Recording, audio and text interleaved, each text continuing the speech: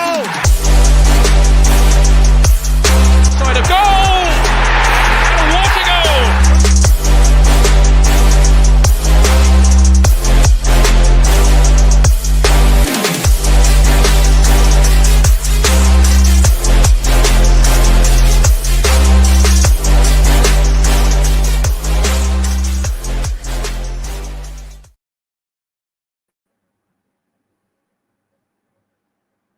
What's the crack? What's the bleeding story? How you all doing? Hope you're well. And we're going to get straight into it. Sorry about the small delay I had there.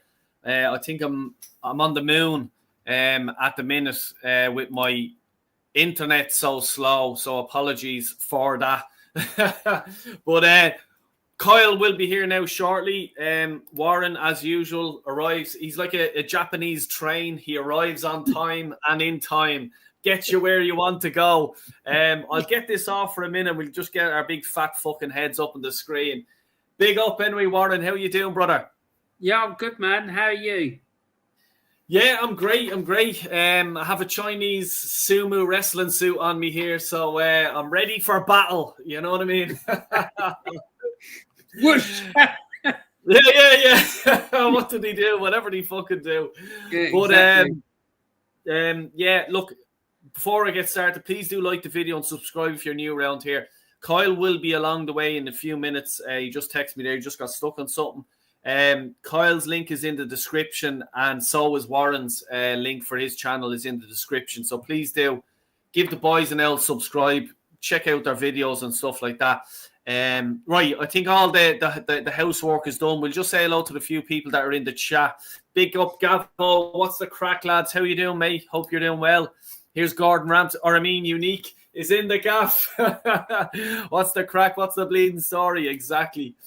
Antonio, Dal's in the gaff. Let's get in. Yes. Get the likes up, everyone, and subscribe when you come in. Thanks a million, Anto. Big up, Unique. Yes, the lads are saying hello to each other. Happy days. Gavo, you're with Air on the internet, I'm guessing. Yeah, I won't even fucking go there, mate. You know what? I think it was my laptop it's like myself after a fucking about 15 pints of Guinness the following morning. But I need to update it and shit like this. But look, we're here. We're ready for fucking action. And as he's seen from the start there, I want to get stuck into this. I don't get it. I really, really don't get it. I understand he's injured and all this sort of stuff. The guy's on... Is it 200 and whatever grand a week? I'm sure he's, he's not going to be homeless. He's not going to miss any paychecks. He's not going to have the sheriff knocking on the door looking for bills to be paid because he'd be okay. That's in reality to real life that myself, you, Warren, Kyle, and everyone in the chat would have. Like, you know what I mean? It'd be stay strong, Warren, stay strong, Del, if you're out of work. If I get injured through work, I cannot get paid. I get zero money into my account. My bills will still come in the door. You know what I mean? If I miss bill payments, the fucking sheriff will be coming in the door trying to take my house. So what the fuck is going on with this shite? Seriously, the world is fucking sick. You know, the football world, what I mean. You know, they're in a bubble. Like... I missed the first, I'd say, 3 or 4 minutes of the game. So I missed this, and I only seen this morning. What's your take on it, mate?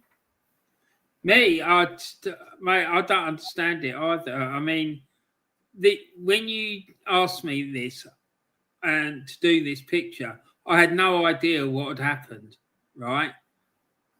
And looking at it, it's like you'd think a family member of his had died or someone really close to him or something really bad had happened. But the guy's injured.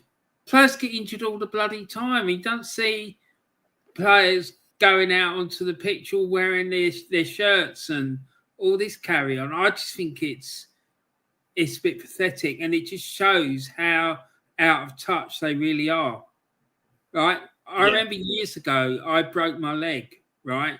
And I worked for a company where you only got 2 weeks sick pay. After that, I had to go on government statutory sick pay, which was about £70 a week. And with that, I had to pay my rent, I had to pay for food, I had to pay for heating, everything. Mate, it was an absolute nightmare. Yeah. Like, some of my workmates were going out and buying me like shopping and stuff like that because I couldn't work for 6 months still. Do you know what I mean? Jeez. And look at this. Yeah. Do you know what I mean? It's just crazy. Honestly, I don't understand it. I just think it's ridiculous. It's like you know, I've done tour of the Emirates. I think 3 times now. Like, you know what I mean? And even just doing the tour, like, you know, I've done it once, I think, on my own fucking years ago. And then obviously brought my son there, had to bring him, show him. And, you know, I think the last time I was there, brought him again. Like, you know, what you have to do when they have kids, like, you know what I mean? Well, like, just even fucking looking at the facilities they have, like, it's only short, and they have everything, every fucking thing. They have free food in the canteen. They have, obviously, medical doctors, everything like that. They don't need anything paid. Like, you know, stuff with me or you would have to get paid. And it's only in the Emirates, it's only short of wiping their fucking arse for them. You know, and that's basically it. They get massages, they get fucking of fucking, will someone iron me jeans, me short? You know what I mean? They have everything. Yeah. And like, it's crazy. It's like, yeah, mate, it's all like all this business with all these people on the bench. Right? When I was a young fella and I was going to Arsenal with my dad, there would be about 3 people sitting on the bench. Right? The manager, the coach, and what we used to call the trainer. The trainer used to be the guy with the bag and the magic sponge, right? And that would be it. And one substitute. So there were 4 people. Now there's about 50 people sat on that fucking bench with laptops and fucking iPads and bloody earpods in their ears, and mate, it's just out of control. It is out of control, and it needs examining, and it needs stripping back because it's too much. If I was a manager, I'd ban them. I'd say, no, I don't want all those people on the bench with me. Right? Have them hooked up in the background, like feeding information through to the assistant. But I don't want all these people on the bench with me. It's too much. Like, all these people trying to talk to you and whatnot, and you're trying to concentrate on the game. No. It's too much for a distraction, Del Boy. Yeah. It's like even with the whole, you know, the cameras going to your man, the set piece coach all the time. Like, what the fuck is that? That embarrasses me every time I see it. I cringe, and that's being straight up with you. I just wanted to, I held this comment back because I wanted to read it out. Big up, Static. Hope you're doing well, mate. Del Boy, apparently you can get automatic beer or something like that. You might correct me as I might be wrong. Yeah, you can. If someone gave me a beer automatic, like, press the button, they hold the thing in. So it's not even, you don't even pull the pint like that anymore, the Emirates. You push a button, hold it, and then there you go, sir. If someone gave me that, I'd fucking throw it in their face. Get that the fuck away from me and pour a fucking beer correctly, please. Yeah. I'm Irish. You know what I mean? Still, how can you pour a pint properly if it's not tilted at an angle? Yeah. Look, I think, come here. I could do a whole stream on that, to be honest with you, but we've a limited amount of time here. Dal is saying, so true, Warren. Techno football, mate. Yeah, it's too many. Look, and come here. Look, I'm not saying this just Arsenal, by the way. It's nearly every club in the Premier League. It's sort of, football has lost its soul, if you ask me. Del Boy, Warren, big up, Craig. Hope you're doing well, mate. I just want to I'll hit a few comments there in a minute, but what I think, you go back to when football was like back in the day. It was a cheap sport to play. It was, you know, working class people, like, you know, go and watch this. It would have been a few quid in, nothing that would have broke the bank. Do you know what I mean? To go on a Saturday to watch your team play, And now, and it's like we're paying for all these wages, like your Sterling there, for example. We're paying for his wages. It's by buying the beer at the stadium, the merchandise, the high price tickets, the everything. Like, you take a shit in the fucking stadium and they're asking you for money. You know what I mean? And they have to do that because they're paying shit amount of wages for these average players that, let's say, go back to the late 80s or late 90s, we'll say, early the noughties, when football was brilliant. Like, you know what I mean? The Premier League was fucking brilliant. You had quality players like, Vieira, Bergkamp, Roy Keane, Beckham, fucking, whoever else you want to put in. But now it's too soft. Like, I seen the fucking thing yesterday and I was going fucking mad when Havertz, your man just brushed his fingers across his face. It happens every single day in football, and you'd swear he was shot. You know what I mean? I'm not just picking on Havertz, but that's what he done. You know what I mean? And it's just, can we not just stand up and you're playing a man's sport? I'm not talking about women's sport here. So man the fuck up. You know what I mean? If my son went down like that on Saturday morning or on Sunday, the two of them play, one's on Saturday, one's on Sunday. If they went down like that, I'd pick them up and I'd tell the manager, please take him off. Take him off, because I didn't learn them to be a little bitch on the field. And they're not, because I like, let's say 10-year-olds to 15, 16-year-olds, they actually get stuck in. Like, they're getting stuck into each other, milling each other, and none of them go down. And then you have grown men, like last night, and I'm not just saying it about Arsenal, but they get touched in the face and they're going down as if they're being shot. Football has lost its soul. It's fucking embarrassing.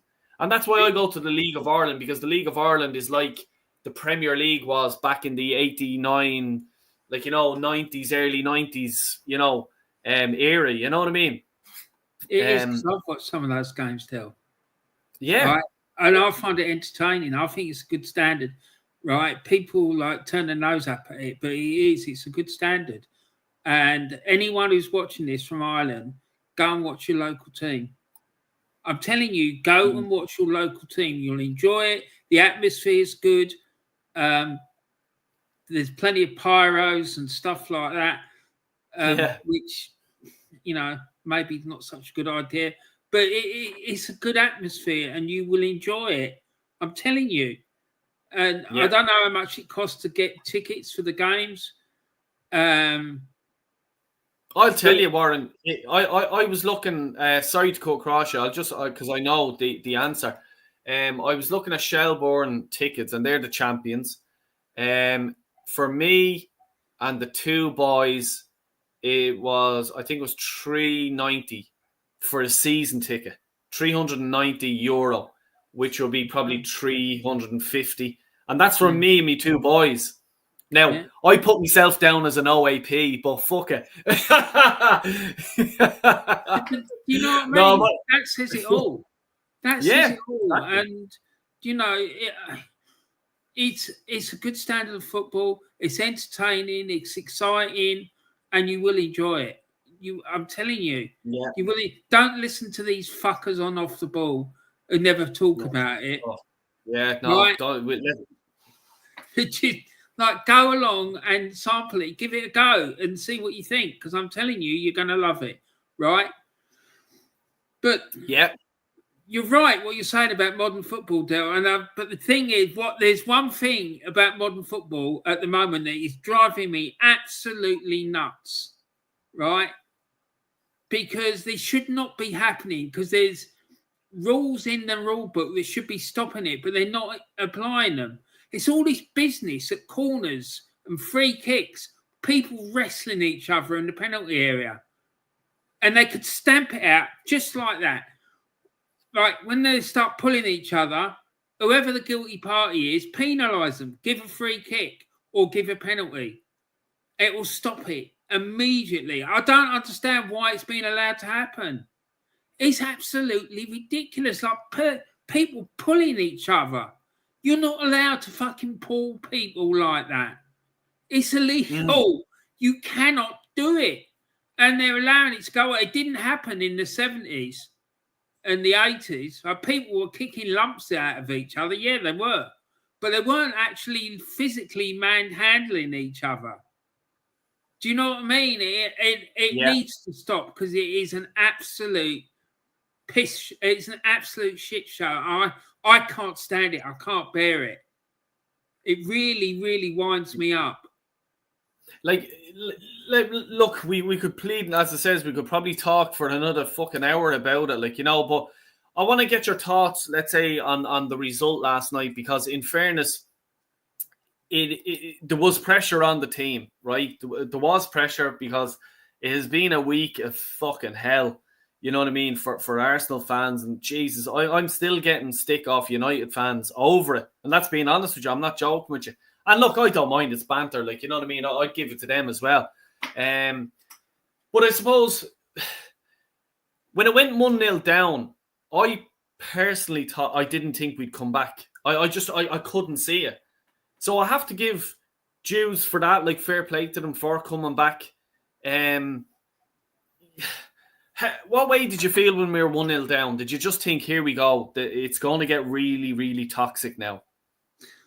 I think if it had gone in at half-time and we were 1-0 down, it would have done. Right? But the fact of the matter is, they came back really strongly. And they played, to be fair to them, they played aggressively. There was plenty of... They looked like they were really up for it because the speed of the play was quite high. Do you know what I mean? They looked like they really wanted it because they really were... You know, there was, like I said, they played aggressively. But, yeah, I think if they had gone in at half-time and they were 1-0 down, it would have been a different story. But, yeah, you know, I'm delighted they won because it's Tottenham. Yeah, of course, yeah. I just want to ask Anto's asking the question here, Warren. Do you remember when Bob Wilson would play without goalkeeper gloves at times?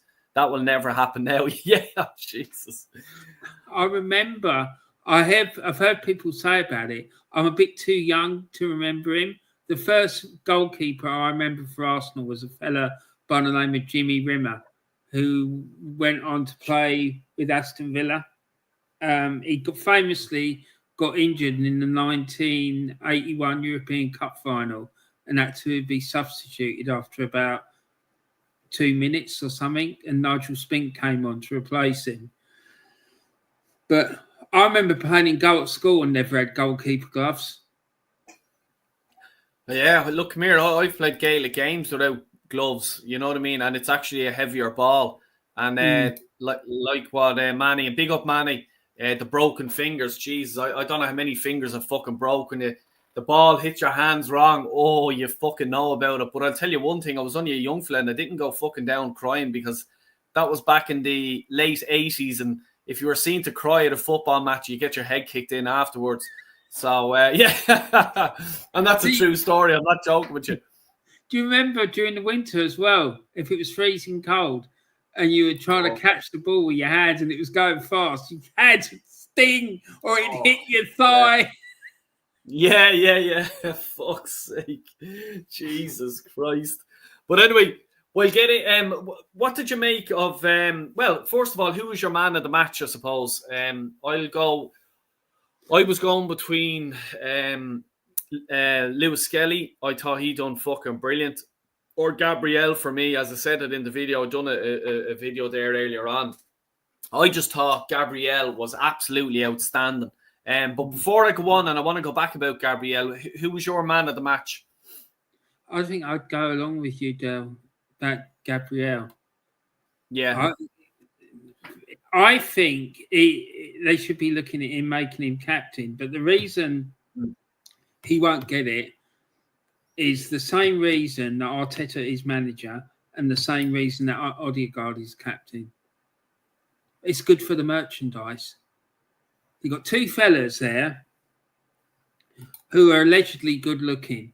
All right. I don't know if they are or they're not because I don't like fellas. I like girls. Right? That's straight. Right? Yeah. But allegedly they're good looking. So this club is all about looks and appearances and like the merch, right? So they can use them in the marketing and the PR for the merch. If you've got a good-looking captain, a good-looking manager, they can be used. Right? Gabriel, he's not, is he? So, but he is the sort of guy you want as a captain. And he plays in the right position. For me, it has to be a defender. It has to be. If you're playing up front and you're captain, the only thing you can really do is lead by example. You can't get hold of players because you're too isolated from the rest of the team. And the same for goalkeeper. I don't like goalkeepers captain because they're too isolated, right? Yes. Yeah. So it's like, for me, if he was in the team, I would have Tierney as captain because he does both. He leads by example and he plays with passion and like he is a leader. Do you know what I mean? But because he's not going to be here, probably he's probably. I think he's probably by what's it now? It's Thursday. Probably beginning of next week he'll be at Celtic. So it's very sad, but fair play to him. I understand why he wants to go, and he's got good reason to want to go. But and I just want to say sorry there, Craig. I'm going to talk about that when Kyle comes in because obviously he done a video earlier on, and please do check that out. And also, before I just go on, Kyle's link is in the description, and so is Warren. So please do give the guys a subscribe and like their videos if you don't mind. Sorry, Warren, to cut across you. I just want to read out one or two of these here, and I'll go back to it. But Gabriel, for me, is a proper captain. Yeah. Do you know what I mean? Because of his attitude, the shithousery and all the rest of it, he's the sort of fella that you want to be captain, right? Yeah. So yeah, for me, that would be the guy I'd want. Yeah, just read out Arteta's tactics here. Gabriel should be captain, in my opinion, but how do we know he doesn't want out as well as Saliba? Yeah, and I suppose that's actually a good point of view as well, because like if he has, like there was links there about 2 or 3 seasons ago, I think someone in Saudi Arabia wanted him, like, you know what I mean? And his head was turned for, was it the last season or the season before, and Arteta didn't start him, and his head was turned a small bit, but yeah, like you don't want to give someone the captain's armband if they want to leave. But for me, I agree with you 100%. It's definitely Gabriel for me. I said it in my video earlier on, not even the goal. Forget about the goal that he scored. But when he does a tackle, I just love the passion. And he turned to the crowd and he's fucking getting like he scored a goal. Mm. That to me is just, I was just screamed at the telly, give him the fucking armband. You know what I mean? That's the way I'm fucking looking at it, because Arsenal, we're missing it. There's no captain like that really that I can think of off the top of my head in the Premier League that you see with that fucking passion for the club and the fucking get in. You know what I mean? And I just think it'll drive the fans on straight away. It'll drive the team on, and it's even before you even walk out onto the pitch. If I'm standing behind him and he's my captain, I'm just there. I'm putting in a shift today for him. And you do see it when they get in the huddle as well at the start of the games. He is always talking. He's always screaming and shouting at the players, come on. And that's exactly what you want. That's what modern day football is, what you want now. Like, you know what I mean? There's not that many players. It's like, oh, I'm embarrassed to show a bit of passion or something. A bit of passion, a bit of pride with yourself. You know what I mean? Yeah, like, you know... I don't know. Look, I just want to read out a few of these and I'll get back to you. For me, the worst Arsenal captain will always be the swine, William Gallas. Odegaard is fast catching up, though. Come on, Manny. Hit the like button and subscribe, everyone. Yes, please do. If you're new around here, please do hit that sub button. Really appreciate it. I would have loved to have seen Tierney score in the NLD as a parting gift. Yeah, absolutely, mate. Arsenal need to sell players. Apparently, Real Sociedad were interested to buy him, but the rumours are dead now, it seems. That's Tierney, yeah. Tierney, yeah. Because he done okay over there, like, you know what I mean? Why did we buy Calafiore when MLS is better and he cost us nothing? Do we never learn with Bologna defenders and injuries? This guy is a sick note already, 100%. But see, as Warren said, he's fucking gorgeous looking. And I'm like Warren, I'm not into men, I like women. But so all the Arteta sexuals and everything like that tell me. Question, who do you think is Arsenal's best player currently? For me, I'm going to, like, after me giving it, bigging up Gabriel, I still think Saliba for me is the best player we have at the minute. And I think for the best young player, I'm giving it to Lewis Skelly, because last night was I seen his interview with Ian Wright and I loved it. I'm just in love with him already. I love the chap. You know what I mean? I loved his comments, and he's excited to play for Arsenal. It meant a lot for him to play at Arsenal, so I'm excited for him. And so for me, yeah, he's the best young player we have. Let me see. Go through it. Gabriel scored 21 goals. Jesus scored 26 goals. Jesus Christ, that's embarrassing. Day 16. Chiori wants to leave, and Arsenal still cannot sell him, as well as Zinchenko and Tierney. No loan deals. Sell all three immediately. 100%, mate. Which striker do you think we should buy? Well, like, you know, Chris, I want Isak. That's the only one I want. He's the only one I want. Isak is the only striker I want. We're not going to get that done in January.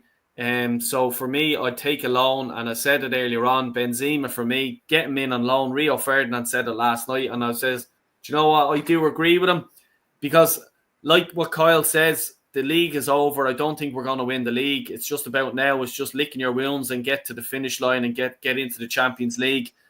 And then go for Isak and go for it next summer. You know what I mean? And like that, he's having his 4-course meal there. Big up, Kyle. How are you doing? Sorry, I came in.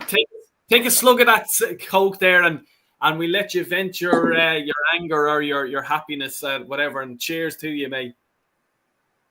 Gentlemen, great to see the two legends on the screen in front of me. Great to see the chat, and it's great to be back. I'm having the old dinner here, Del Boy. Unfortunately, I'm sorry I was late. Unfortunately, one of the bus drivers that I work with was killed in a road traffic accident there this morning. So, yeah, unfortunately, yeah. Hell. Yeah. Tough blow. But sure, look, this is what happens. But we're here to talk about Arsenal, so let's talk about it. I have a few things to say, Del Boy. Warren. I'm sorry to hear that news, Carl. Are you okay? I'm all right, Warren. Be all right, son. You have to just, you have to get on with it. I feel sorry for his family, but sure. Yeah. Motorbike. He was on a motorbike and a car came out and hit him. Fucking hell. Jesus. Desperate. But only 48 years of age. But look at lads. That yesterday was horrendous football. North London derby.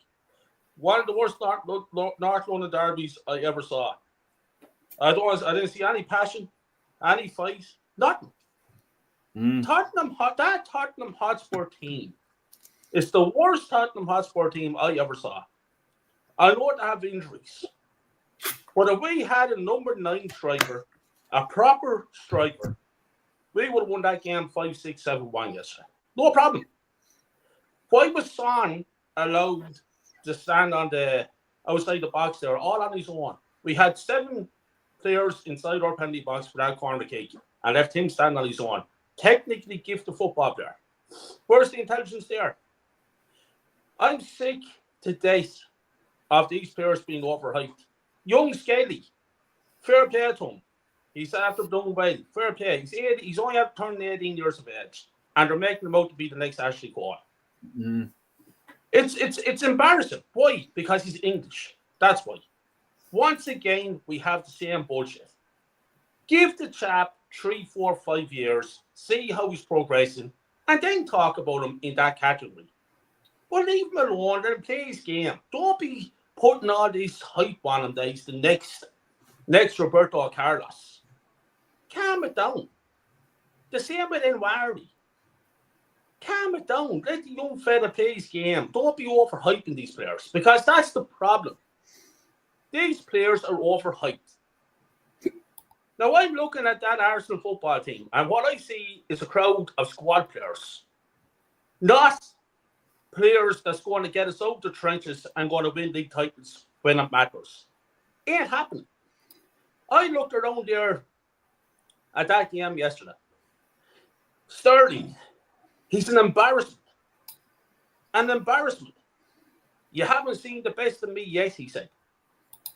Your base is gone, my friend, and has been gone for many years.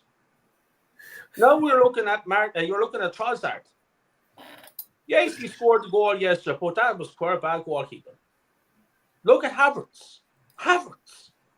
Now I don't want Arsenal fans threatening his wife or anything like that. That should not be happening under no circumstance.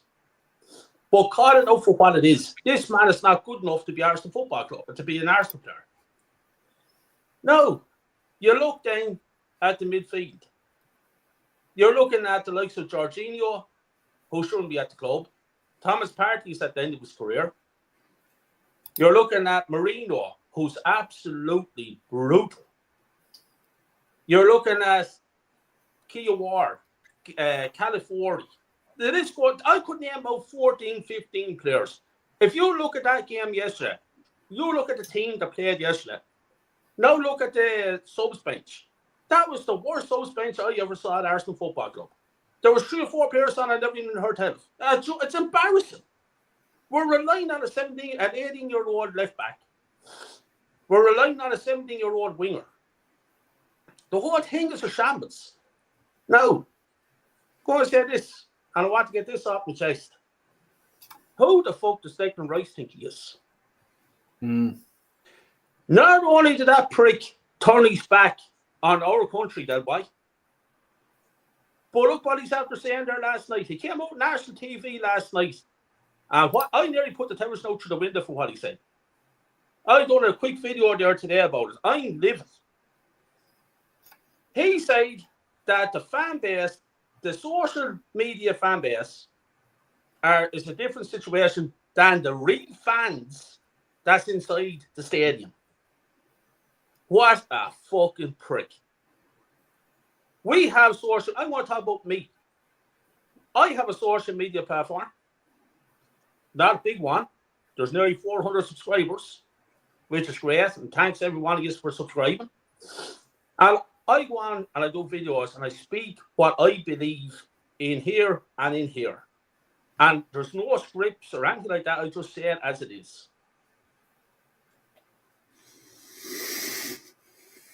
But because I have a social media platform, that means, according to Declan Rice, that means I'm not a real Arsenal fan. That I have to be inside the stadium to be a real Arsenal fan. I got news, Declan Rice, and maybe people saw the video. I'm 38 years supporting Arsenal Football Club. 38 years. What age is Declan Rice? 26, 27? I'm supporting this club 10 or 11 years more than you're fucking living, my dear friend. You absolute fucking prick. Shut your fucking mouth and win me a Premier League title. On to then, zip it. You have no right to fucking speak about fans, you fucking arsehole. We spent 105 million on you, you fucking dickhead. For you to become a multi-millionaire. How fucking dare you speak about me and the fan base that we have? I'd love to see that prick face the fucking face, because I tell him straight to his fucking face what I think of him. The reason why I was in that fucking stadium last night is because I checked out prices for the Crystal Palace game in a couple of months' time. It's 588 euros, almost 600 euros for a flight from this shithole of a country to another shithole of a country, England, and a fucking match ticket. Go fuck yourselves. You think I'm going to spend 600 euros to go to see that fucking shit. That's the reason why I'm not over there, Mr. Rice, because I don't have a bank account like fucking you. Don't ever call me a fucking fake fan, you fucking prick. I take your fucking life because I am genuine. It runs through my veins. So fuck you, Declan Rice. I'm so livid over it because let me fucking tell you about the Reed fan base in the Emirates Stadium. I was over in the Emirates Stadium when we got about 1-0 by Brighton. I was standing up shouting and screaming at the players. What the hell is going on? 2 lads sitting beside me with suits on. Sit down, mate. What the fuck? Sit down, mate. Because they had his fucking business suits on. I turned to them and said, what the fuck are you doing here? Mate said, no, fuck yourself. Get the fuck out of here. I said, you're not happy about it. Get about 1-0 by Brighton. Kyle Walsh and Warren. And these 2 clowns telling me to sit down. And Declan Rice then has the audacity to say that these lads are real fans because they're in the stadium. It just goes to show how fucking thick they are. 90% of these soccer players, if they weren't good at soccer, they wouldn't even get jobs in fucking McDonald's. Because they're fucking thick. Living in a bubble, living in cuckoo land. Yes, man, yes, that's everyone telling them yes. Fuck them. I had to say this because nobody, see that man behind me? Until Declan Rice does what that man does, then speak. Until then, shut the fuck up. Yeah, 100%. Because I just want to hit with the Declan Rice thing. Like, so is Declan Rice telling me Dal, Oregon Gunner there? I know he's from America. Mane from India. They're not real fans. Are they not real fans? And everyone else, like Aussie Gunner, are they not real fans? Because they live, let's say, the other side of the fucking world. Or the ones that can't go to the ground for other reasons now. Exactly. So they're not fans, are they not? Are they not fans, Declan Rice? Because that, as you says, Kyle, and I've seen your video today, you're fucking dead right. And I missed the comment because I'm not too interested in about the players after the match because I don't give a fuck what they think. Because them to me are you just kick the ball because you're good at it. That's your talent. You wouldn't be able to go and fucking do what I do or Warren does or what you do, Kyle, on a day-to-day basis and anyone in the chat there. But what I mean is, like, let's say, as I says, Mane and Oregon Dal there, they live on the other side of the world, so they're not football fans. But let me tell you one thing, Declan Rice. They talk about Arsenal. They think about Arsenal more than fucking you do, mate. And they've been thinking and talking about Arsenal for fucking long before you left your dad's ball bag. And that's a fact. Because I'm the same as you, 89, 90. That's when I started supporting this club. And I only live in Ireland like you. And it still costs a lot of money to get over and hotels. And just like what the guys would be the exact same. You know what I mean? But to tell us that these are the real fans. Oh, mate. You know what I mean? I just, it's the height of disrespect. And for him to have a fucking platform, okay, and insult the fans like us that can't go to the games, that you live abroad, or let's say there's a physical reason or something else like that. You know what I mean? I'm not just talking about, let's say, foreign Arsenal fans, but let's say there's people that can't go to the ground. They're not fans. You fucking snobby prick. That's what I have to fucking call you. And that's me being light because I don't want you coming attacking me on social media on my shitty little platform I have. You know what I mean? Warren, what do you think of it? Sorry, Warren. Just 1 second, Warren. Sorry, 1 second, Warren. He has an invitation to fucking come and fucking speak to me any day of the week because I tell him straight to his fucking face. And I'm going to tell you another thing. He's talking about fan bases. He's talking about the fans in the stadium. It's the FTV fan base. Because they're fucking cancer running through this club, and I've no problem speaking up, and I've no problem saying names. Now, all of a sudden, Mr. Lee Judges is Arteta out. And he's all over YouTube platforms shouting from the hymn sheet, Arteta out, he's not the man. That fucking wanker was shouting for him to stay in for the last 4 years. Now, all of a sudden, he's after flip-flopping. This man has a massive platform. And all he has done for 4 years is fucking fake the people not knowing he lies. because he's a prick as well. AFTV is the cancer in this fucking club, and I'm going to spit it out and I'm going to say it as it fucking is. And every one of them is welcome to come on a stream with me any day of the week, and I tell them straight up what I think of the whole fucking lot of them. Warren, go ahead, brother. Mate, this Declan Rice business, right? That stadium is sold out week in, week out, right? There are people on waiting lists for tickets, right? So are those people not real fans as well? Because they're not in the stadium. They can't get the tickets because it's sold out. What is he fucking talking about? It's just, mate, if I was managing that team, I would get him to put an apology in the programme. And post it on the official Instagram account and everything, because that is not acceptable. What the fuck? Who the fuck does he think he is? And this is the fella that turned his back on his country. Do you know what I mean? I'm sorry. It's double standards. It's shocking, mate. It's the worst fucking person to come out with a comment like that. Do you know what I mean? He's just mental. It isn't acceptable, mate. It really isn't. And it's a slap in the face for fans who've been following this club since they were kids.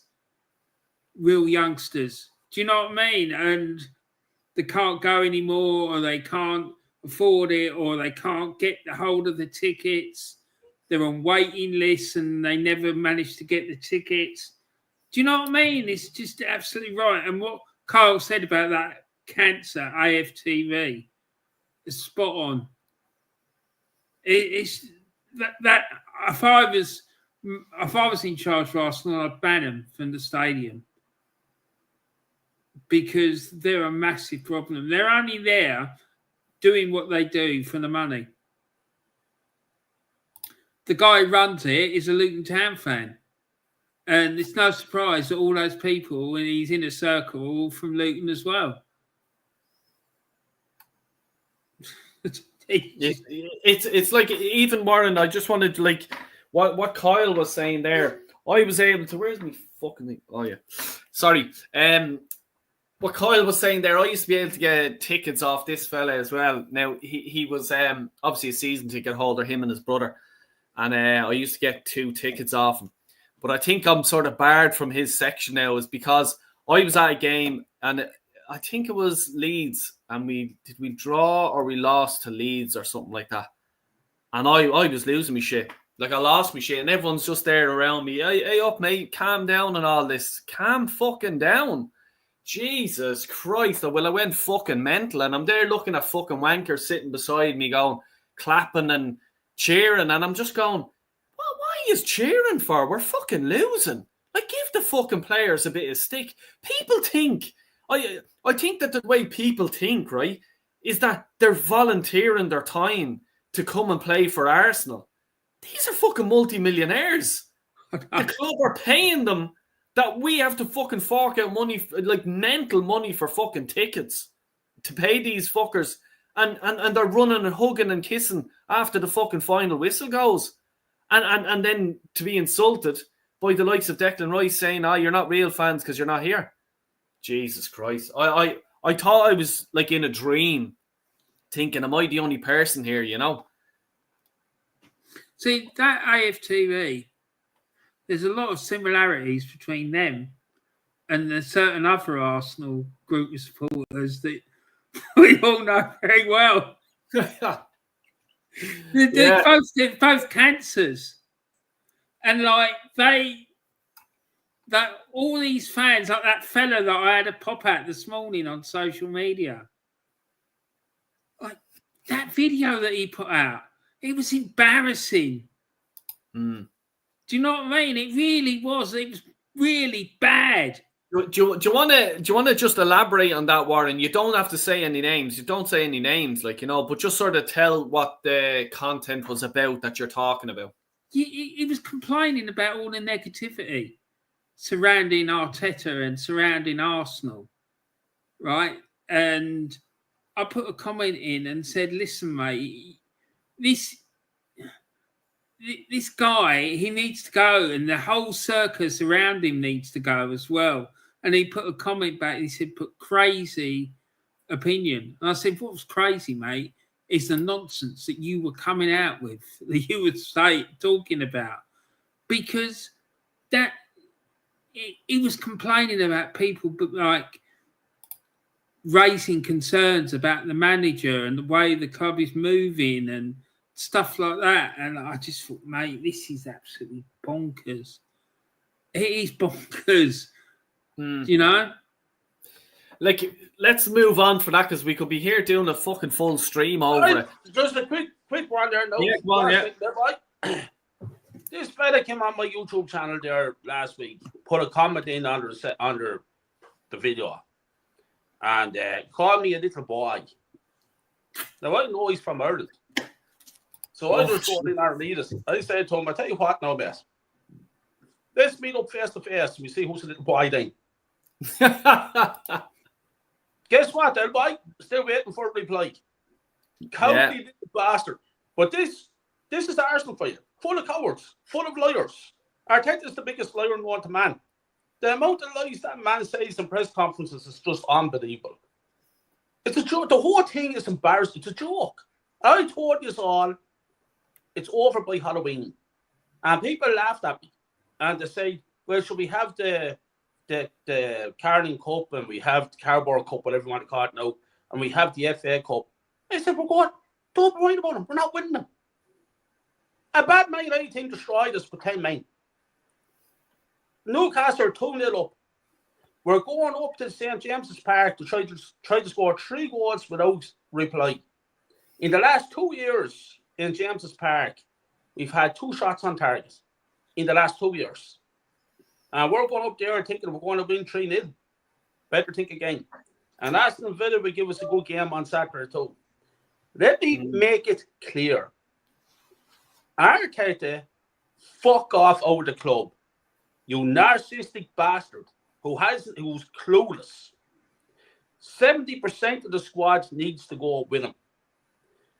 We are being captained by the worst captain I have ever seen at Arsenal Football Club. Worse than William Gallas, and he was bad. The whole thing is embarrassing. Odegaard has 1 goal and 2 assists all season. Yes, he was out injured for a few weeks. But this fella, I'm being told this fella's the next Dennis Bergkamp. Cop yourselves on. Look at the reality. And the reality is that this club is owned by a bunch of pricks that has no ambition to win. Warren pointed it out many years ago now that Stan Kroenke said, I didn't come here to Arsenal to win trophies. He came to Arsenal to win that. The second thing is we have a board of ancient crocs up there who don't hold anybody to accountability for failure. We are being managed by a management team headed by Arteta, who is just clueless and is not getting us anywhere, bringing the club backwards. And then we have 70% of the squad, they're just not good enough. We, gentlemen, are in serious bother. And people don't see this. But we are 5 to 10 years away from winning anything. See, I just want to bring up something, right, about one of Arsenal's ex-players, right? And he played a long time ago, and a lot of people wouldn't have seen him play. I'm not going to mention his name because I don't want him getting people hearing it and then giving him grief. He was on a podcast there a few weeks ago, and he was talking about another player who played around the same time as him. And he said he was working at the club, and I'm not going to say what he was doing at the club because it will reveal who he is, right? He was working in the club, and he was working there when Stan Kroenke and it took the club over, right? After they bought the club, they came down to him and started trying to tell him how to do his job. Now, this guy is probably, I'm not going to say, but he's a highly decorated player, right? He's not an idiot. This fella knows what he's doing, and he has got the experience to back it up. Which, let me say, none of these other fucking clowns that are working at that club have it, right? He got told how to do his job by these people who have absolutely no idea about football whatsoever, right? And I just think it's absolutely disgusting. And he decided to leave his role because of it. I'm sorry, but that is not acceptable. To lose someone out of the club with that much knowledge, experience, and talent is an absolute disgrace. It really is an absolute disgrace, and it just sums these people up. They're not here to benefit Arsenal, because ask yourself this question. These owners bought into this club. Why did they buy into the club? Why? They're not Arsenal fans. They can't be, because where they came from, there's no real historical interest in football. Going back before 30 years, it started, but the interest in it started, I guess, about 30 years ago. Before that, there wasn't any interest. Well, probably, to be fair, they had an attempt at it in the 70s, but it didn't really take off. It's only seriously taken off since the 90s. But why would these people be interested in it? They've got no interest in Arsenal, certainly not football. They're just here to make money. As pure and simple as that. And they're not holding this manager to account. This is one of the biggest problems I've got with them. They're not holding people to account. If you've got business, and I'm sure Del Boy would agree with me about this, or I'll ask him, Del, would you? I'm going to ask you something. If someone wasn't doing their job properly, what would you do? I'd kick them in the bollocks and fuck them out of my company. No, but would you? Would you pull them, or would you just let them get on with it? No, absolutely not. Jesus Christ. Exactly, and this is what's happening. They're allowing these people just to fucking run amok, keep fucking it up, keep failing, and there's no accountability for anything. And this is what is annoying me about these owners. They're not holding people to account. And if you're running a business, you have to have a passion for your business. You have to take an active interest in what's going on a day-to-day basis. And they're not. Right? I hear that Josh Kroenke's coming over from America. It might even be here. Right? My question is, this happened at the end of the Arsene Wenger era. Right? The idea was that he was coming over to oversee the transition. I'm hoping and praying this is the reason he's coming over now, because he wants to keep an eye on what's going on, and his remit is to make a decision about whether they keep him or they get rid of him. Because why would he come over to deal with few transfers? Haven't we got the people to do that? We've got all these people working for the club. Can none of them close a fucking business deal? See, Warren, what's happening there? And actually, I want to put this up there, mate. Your man Jason Atow, the video that you done, and check it out. And please do, people, subscribe to Warren and to Kyle. Their links are in the description there. But he's not allowed to sign. Your man Edu was able to, I think, sign off on transfers and stuff like that. But now that Edu is gone, your man Jason Atow doesn't have the power to sign off players. You know what I mean? I think you had to have 3 or something. You had to have the director, you had to have football director, and probably the managers. Let's say the 3 of them have to go, yes, I'll sign that, I'll sign that, I'll sign that, and then we sign the player. But But now that Edu has gone over, that's missing, so they can't sign the player. So that's why Josh Kroenke is there to actually do Edu's job, if that makes sense. So that's basically it. So, and I just wanted to Anto's comment here, panel, with no director of football, how are we supposed to do transfers? It's ridiculous. Like, you know, surely the way that I look at the Edu thing, and it's the whole summer thing, and I remember the last fucking thing, the transfer deadline day, I think it was the day after I done a video, and I says, this is going to bite us in the arse this season. And it's coming back to bite us in the arse. Don't tell me that no one at Arsenal knew that we needed a striker in the summer. And don't tell me that no one in Arsenal, and I'm talking about the directors, the owners, knew that Edu had a conversation with Nottingham Forest about taking that position. Because it's a small world in the football world, because someone from Nottingham Forest who would have known X, Y, and Z, that information would have leaked out. And the Kroenkes probably would have said, what's the story here? Did you have discussions with Nottingham Forest? Are you leaving? Because if you're leaving, we need to know, because we need to sign players in January. And if we can't sign them in January, our whole league is fucked. Do you know what I mean? But like it's just like this club. It's like we should have been, the day the transfer deadline closed in the summertime, we should have been going, right, we need a striker.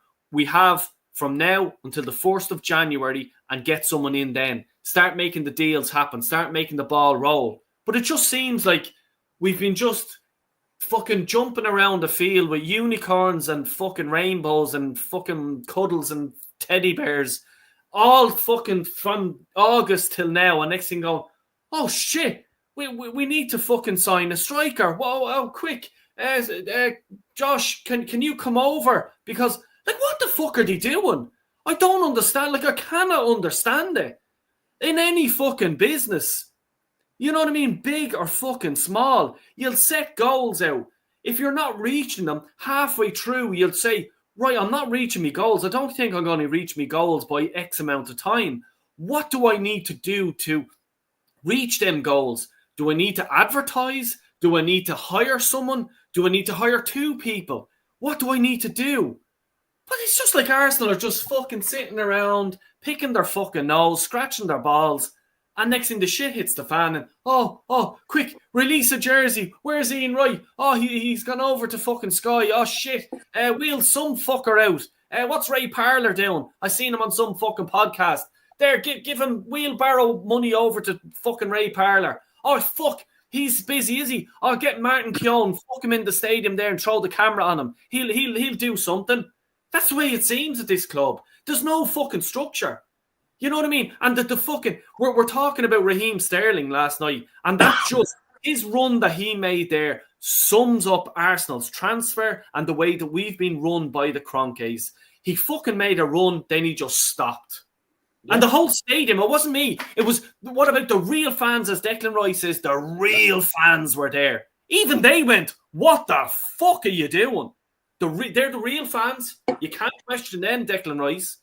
But even they went, what the fuck is going on? Then why? We need a whole new structure. We need a whole new panel to buy players. Because look at the state of the club.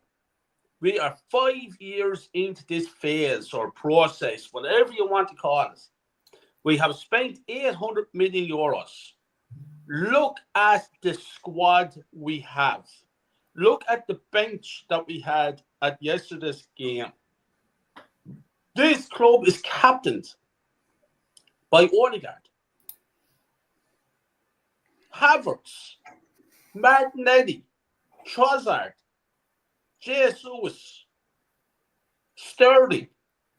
There's 5 forward players I have named out, and the 5 of them put together would have made one good player.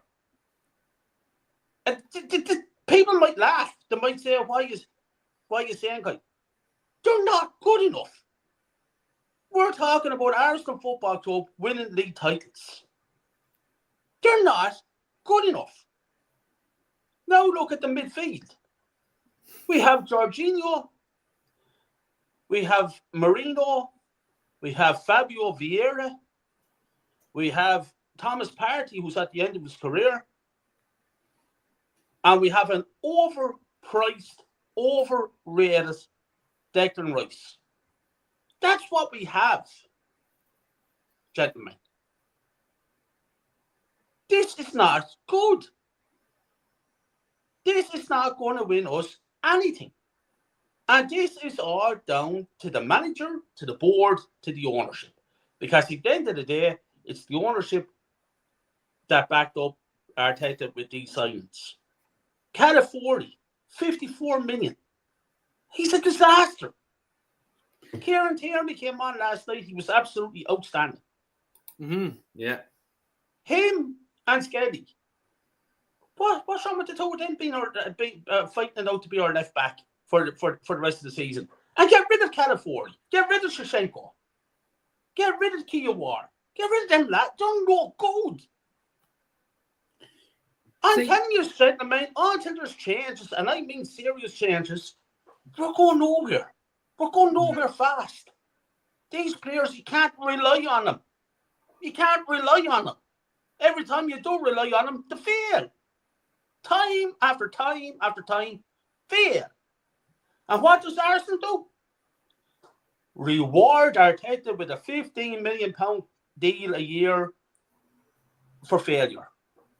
Make it make sense. You're spot on, Kyle. There's two things. Well, there's two people that need to come into this club and will help to turn things around, turn this ship moving in the right direction. One, David O'Leary. Right? We need to get that man in the club. He's Arsenal through and through. He's proper Arsenal. He will help stabilise this club and get things moving in the right direction. And the other one is the one that you bumped into outside the stadium, Del Boy. God, what's his name? You know the fella I mean, don't you? David Dean, is it? Or Chippy? That's it. The David two of Dean. Them, get them back in this club now. And get Chippy in, get Tony Adams in, Paul Merson, all these lads that have got Arsenal in their blood. Get them bloody back at working at the club. This is what we need. Frank Warren. Sammy Nelson. Warren. I love you, brother. You know I do. But I'm going to have to step in because I have to put a correction on you. Paul Merson. Fuck Paul Merson. Another prick. He had an interview with Arteta a few weeks ago and he had an opportunity to put things straight. And what did he do? Lick the fucking arse off. That's what he done. So no, you're depressing me now, Carl. But the thing is as well, you know who I want to be manager, Carl. You're going to bloody go off the screen when I say this. I know. Oh, Jesus. Oh, here, I'm going. Go for it. Good luck. See you later. He's gone. He's gone. You got rid of him. You cracked the volcano, Warren.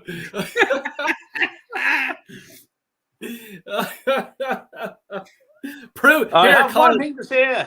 I have to get this off my chest. I'd love to see Damien Duff. I'd love to see the little prick. Here, Kyle, he's a proven winner. Tell my fuck off now with the fucking Shelbourne. Come on, the Pats. Yeah. Just so everyone knows that like Damien Duff is the manager of Shelbourne. That'd be sort of my team.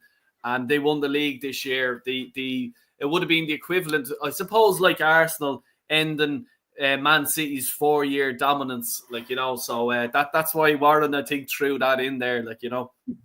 But I just wanted to say, and I was actually going to say this, but Craig got in before me, and I agree 100% with him. Arsenal has never been the same the second that David Dean left Arsenal. When he left the club, that's when Arsenal changed. And Peter Hillwood to a certain degree, but David Dean, when he left, him and Wenger had to change. Like, he was basically football director at the time, but David Dein knew everyone in world football. That's how everyone says, how did Arsenal get Arsene Wenger? He was over in Japan. It was because David Dein. He had a wide net. He had so much knowledge of the game and everyone involved in the game. And he wasn't only like knew them, he was so respected in world football. Over as far as Japan, everywhere, like, you know what I mean? Australia, you name it, India, everything like that. You know, and the second he left the club, we like, you know, and not only that, Arsenal fucked him out the door. And that was telling when his son, I forget his son's name, but he was an agent for the likes of, I think it could have been Henry, I think he was Cesc Fabregas' agent, and another few players. So when Fabregas was leaving, David Dein's son was their agent, and there was no love lost there. It was just like, no, we're going. We want the best deal. Fuck off, Arsenal. So there was that bitterness that was left there. When I met David Dein outside the stadium and I interviewed him, you'd have to scroll through my videos to find him, but I did interview him. He was nothing but a fucking gentleman. When I asked him, would you mind having a quick chat with me? Absolutely no problem for an Arsenal fan. You know what I mean? And he's still, you know, what Warren is saying, still the high class, the class when Arsenal were the marble halls and like, you know what I mean, in Highbury and everything like that. When Arsenal were a class club, this is the when he was around, you know what I mean? And now it's just like, you know, we're doing this. Like, what the fuck is that? You know what I mean? It's why I want him back, Del Boy. Yeah. You know what I mean? That's one of the reasons I want him back. I remember that all that business at Newcastle with the VAR and the referee and Arteta and all those comments that he made. It was out of order. And David Dein said he would have pulled him. Like the interview that he did on Talk Sport about it. And he was spot on what he said. And he still oozes Arsenal. That is the Arsenal way. The way he spoke, that's the Arsenal that I remember. That's the Arsenal that I grew up with. Not this current mob. Do you know what I mean? And this is that is the Arsenal I want to see come back. And that is why I want David O'Leary at the top of the tree. Him and Niall Quinn. I want Niall Quinn involved as well. Would you have Niall and David O'Leary back, Del Boy? Oh, absolutely. Yeah. Like an interview I seen with Niall Quinn, and he just, like, he was talking about Arsenal and nothing but fond memories of it. And, like, you know, what he done for Sunderland as well. Like, you know, they were just in a bad way. He came in, steered the ship, and like that, respected in world football as well. Like, you know what I mean? Just because he wasn't the top class, world class player or whatever, but in the background, the respect that he has, you know, from agents, from, like, you know, people in the game, you know what I mean? And that's what it's about. So it frustrates me to sort of think that we have Jason Eto'o, who was Arteta's tea lady. Do you know what I mean? Like, what relationship would he have? I just seen Ancelotti there. With Ancelotti going into a meeting, and Ancelotti, who the fuck is this guy Arsenal are after sending over, and they want to do business? Like, who is this guy? Do you know what I'm saying?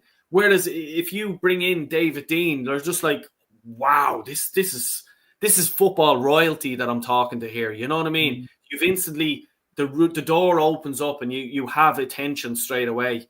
See, but you're now when Arsenal had a certain knock. You know this thing about the Arsenal knock? Yeah. That was what it was. There is no special knock now. Yeah. The only knock that there is a fucking a bell on fucking Ian Wright's bike. They're knocking on bell on Ian Wright's fucking bike. We need a bit of WD-40 on the fucking chain. You know what I mean? That's the way it is. And I'm not, you know, please do. Yeah, it is. Don't think it's embarrassing. It's a joke, and I'm going to give you a little bit of news here. Now, I'm putting my reputation on the line.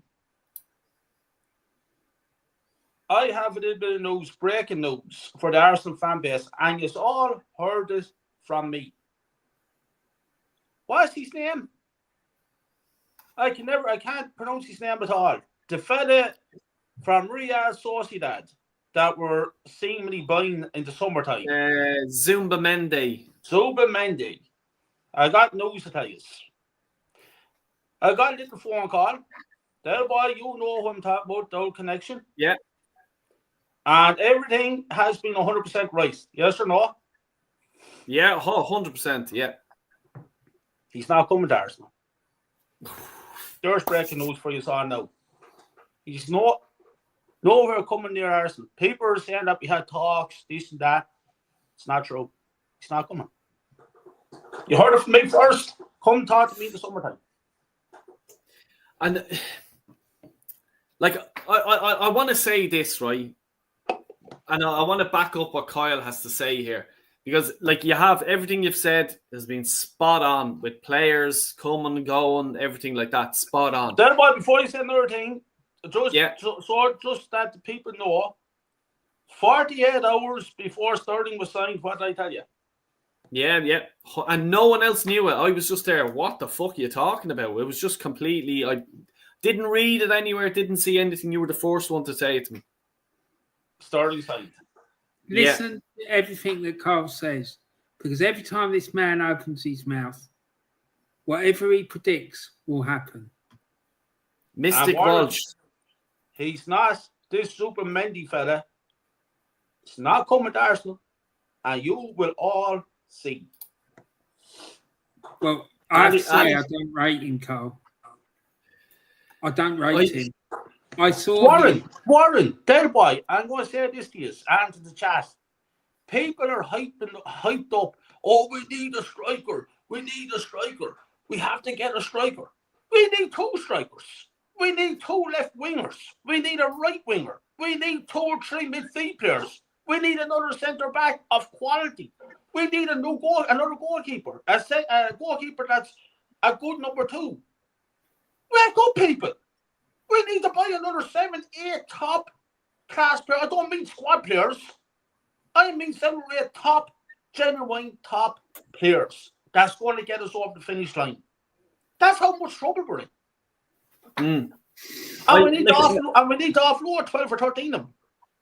Oh, Jesus, yeah. And there's not a thing being done. We're all sitting around whistling. No problem.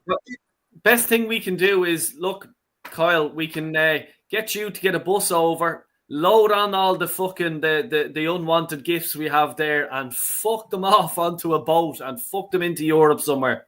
Then, boy, I'm going to tell you, and I promise you all this: if I had 24 hours at that football club, it'd be fucking changed overnight. I promise you that I deliver a league title within the next 5 months. I personally guarantee you. So you wouldn't be like Arteta's first press conference where he was guaranteed after 3 years we'd win the Champions League. 5 months, Premier League title in the Emirates by the end of May. And I tell you another thing, I wouldn't be on the touchline swinging arms like airplanes, directing the airplanes either. I wouldn't do it on the pitch. I go onto the pitch after throwing again. Fucking dickheads. Oh, for fuck's sake. Oh, I would cause mayhem on the fucking training ground. There'd be war. Yeah. And I start with that Havertz. Lads, I tell you, I can't stand them. But all joking aside, it's a disgrace what's going on. Disgrace. Go ahead, sorry. No, there's still delusional fans out there. And I heard Robbie there on AFTV. He is a fucking gobshit. And he's still hyping them up and making up excuses. No excuses. No more.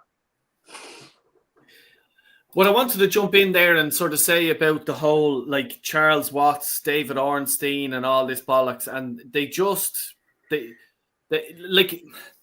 the club just feed them this little thing. Here's the press pass. Here you are. You can get a little story. Here you are. And I've heard, and I'm not just saying this because you're on my channel, but I've heard more information from you than the two of them put together, because all that we're talking about during the summer, we're getting Vlahovic, we're getting Sesko, we're getting Osima, we're getting Gyökeres. They haven't a fucking clue, really. No. Like my videos that I do every day, I go through a lot of shite. I read through and I'm skipping through, and it's just like, that's bollocks. You know what I mean? And I'm trying to go, like, that may be plausible, like, you know what I mean? But fuck me. Yeah, but the like, thing these fuckers they get the free pass and stuff like that. I don't understand it. As Yeah, well, but I see, suppose the thing what you Del Boy is you tries to tell the truth how it is. These lads are doing it for clickbait. They're doing it for money. They're doing it for this. They're doing it for that. They're not doing it for the love of the club. And what I do is I get some information from a top class connection I have, and I just says as it is. That's it. And whatever I say comes true. And the other thing is, there's something else there on top of my tongue. Oh, Jesus, it's gone off the top of my tongue. It'll come back to me. Continue on there, Del Boy. It'll come back to me. Yeah. Please do smash the likes. Try and get it to 30, please, if you don't mind. And as it says, the boys' link are in the description. Warren's and Kyle's. Del Boy panel, I have to go. Excellent show. Thanks a million, mate. I have to go myself. And just before I do, please do smash the like and subscribe if you're new. Warren, I want to give you a quick shout out and stuff like that. What's coming up in your channel? Kyle, I'll get to you and what you had to say. But yeah, what you have coming up? There's something special on Monday. Saturday, we've got the Warren's Team Talk show. Starts 2:30. And it's where I do my Soccer Saturday thing on the channel, looking at all the games as they're going on and reacting to news as it comes in, goals coming in and stuff like that. Then early next week, we're going to be recording a show about Arteta's 5 years at Arsenal. So that'll be out probably middle to the end of the week next week. So I'm really looking forward to that. I think it's going to be quite interesting. So we'll see what happens. So, yeah, but listen, Del, thanks very much for letting me come on. I really appreciate it. And it's been a great, great show. So, yeah, it's great to see you, Kyle. I hope you're good, mate. We'll have a chat again soon, hopefully. And if not, I'll see you on Monday. Yeah, exactly. And thanks a million, Warren, for coming in. Absolute legend. Seriously, thanks a million. And please don't go. Wait for the outro. This is my favourite outro of all fucking YouTube channels. I'm not just saying it because it's me own, but I do love it.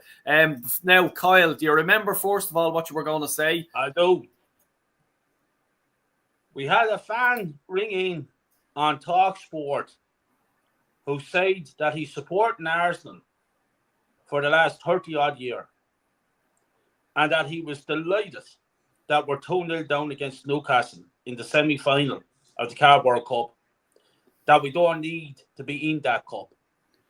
And he was delighted that Manchester United beat us in the FA Cup because we don't need the distraction of that cup either.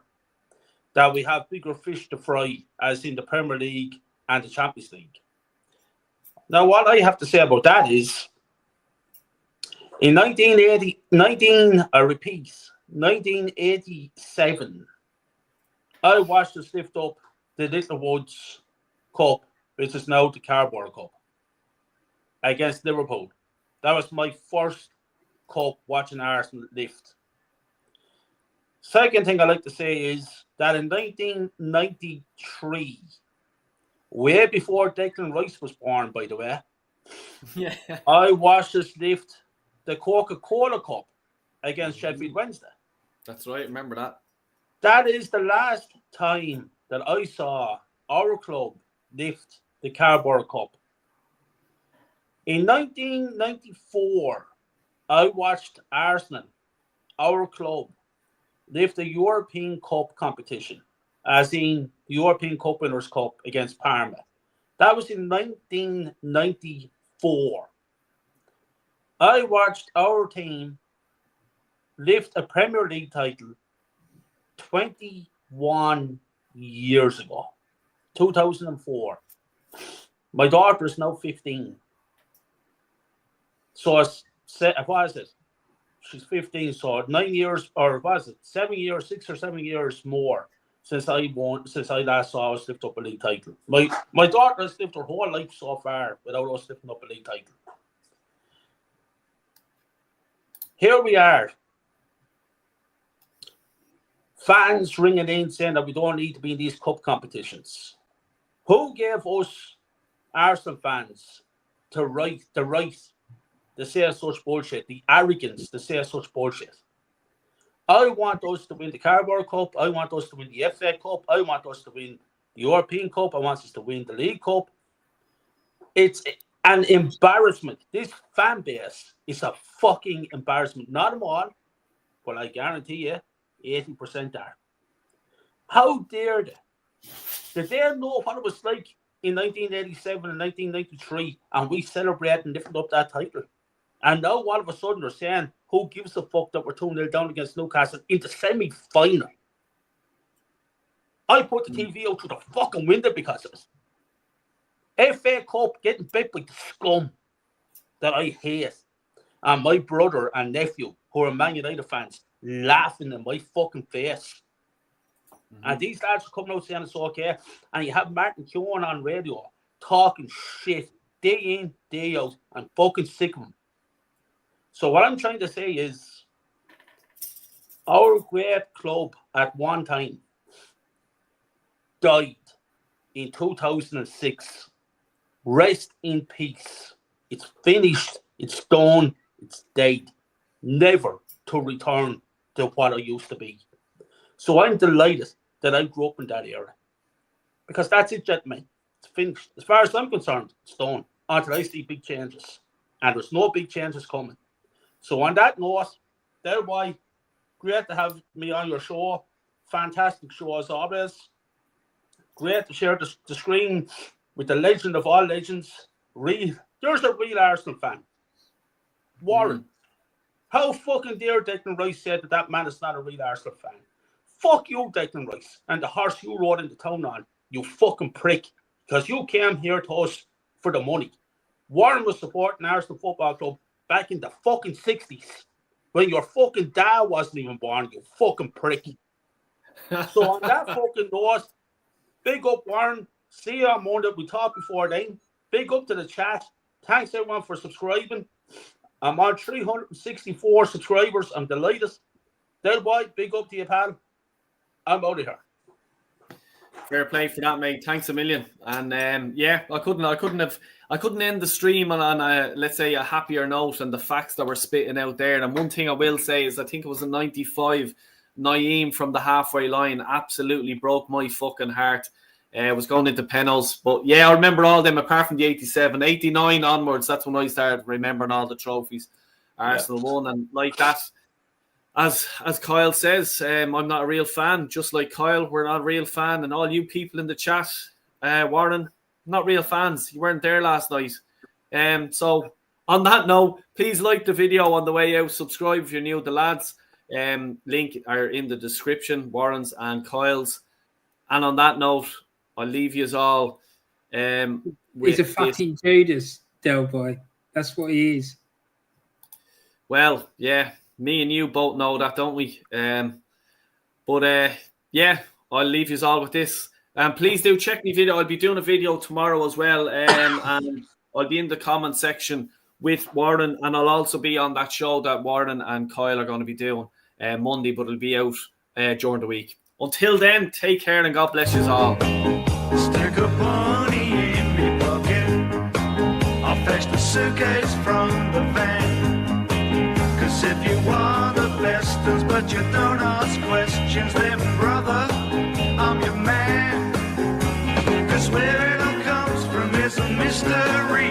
It's like the changing of the seasons and the tides of the sea. But here's the one what's driving me berserk. Why do only 4